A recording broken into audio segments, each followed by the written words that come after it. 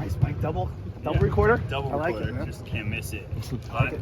Tim, where was your head at as soon as you realized that this was going to be the matchup? I'm super excited. Come back to Denver. Family flew in, so that's super cool. Seeing friends, family, everyone who works here is family. It's fun to, play guys that you care so much about.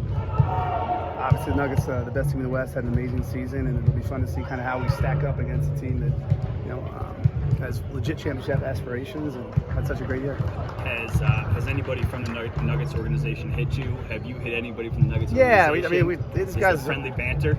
No, not really friendly banter. We talk all the time. It's more just stupid memes or non-basketball stories we talk about.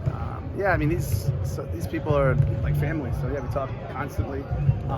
Super cool. Got a bunch of congrats when we took kind of a circuitous route to this game.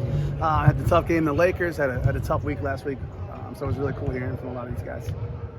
Tim, just when you left here and you came to Minnesota, you kind of said that you expected the Nuggets to take that next step, and nothing surprised you about what the season they put together and just kind of the way they've ascended. The continuity.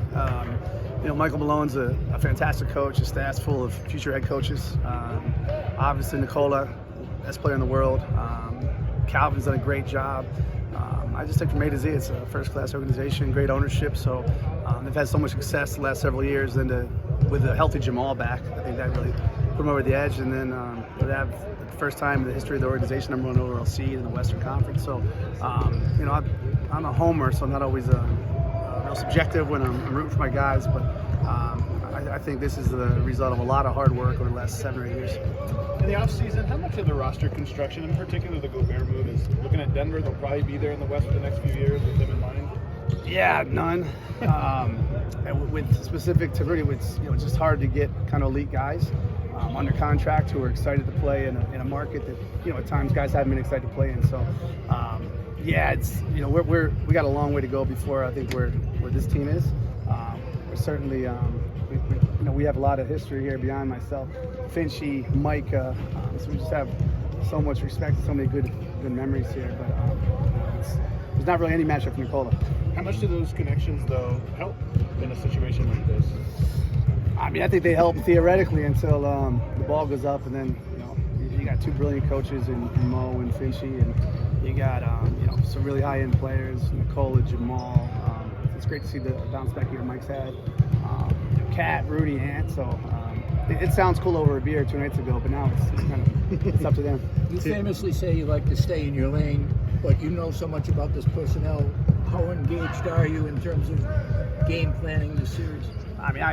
When I was an advanced scout, I could barely draw the play, so there won't be much game plan for my thing. But it's obviously familiar with a lot of the way these guys play. But so are Finchy and so are Micah, and so is Mo and his staff.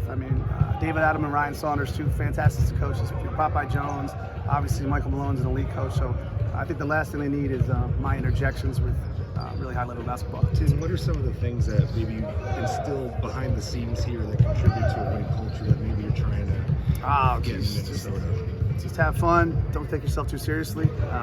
Be a good teammate. Play your role. That's it. I was blessed to have unbelievable ownership here, have great colleagues, both in the front office and the coaching staff. So they saved me from a million dumb things, but just have fun. I think at times we all take the game a bit too seriously. And I think that's maybe the one takeaway that we've all enjoyed. We had a lot of fun here. We had a lot of fun in Minnesota. Hopefully we'll have a lot of fun this series. Tim, what do you think your emotions are going to be like tonight, and is it going to be weird at all? Yeah, it'll be weird for sure. It'll be weirder for my kids. It's the first time back. But again, Timberwolves, hopefully we prevail, but if we come up short, we're going to come up short to guys that I love and care about, and they're going to move on and have a great series. But I think our group is pretty excited. I think we've been through a lot. It has not been a linear path to this game this evening. So I think it'll kind of be cool again to see where we rank against the best in the Western Conference. Tim, how have you seen the Towns-Gobert pairing evolve from those first 20 games of the season to what we've seen for the past few weeks? I thought it was super clunky initially, and it wasn't even unique to them. I thought we had a clunky start to the season period, and it's a little bit to expect with so many new faces. I thought prior to Nas' injury, I thought that's probably the best we looked. We had a really successful West Coast road trip, and I thought kind of the big identity to start to kind of look like it potentially could be something that could be impactful. It's been hard. Well, the injuries, we lost 2 really good guys over there with a broken hand and a broken wrist. It's really cool to see Cat come back from such a severe injury. It was a really rough one, and there was times during the season where we weren't certain he was going to come back, and I think he looks like himself right now.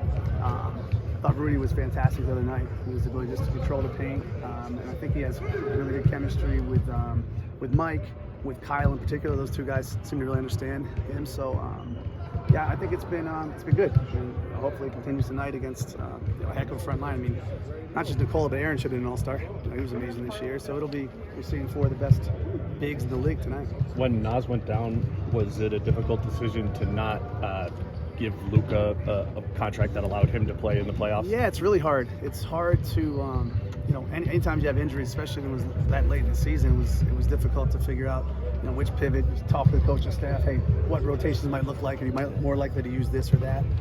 Luka's going to spend a long time in the NBA, and hopefully in one of our jerseys. But all those decisions are hard. So that was a conversation you have with Finch. Sure. About Everything is collaborative. I think Finch is ultimately the leader, and at this time of year, you're trying to figure out what gives you the best chance in the postseason.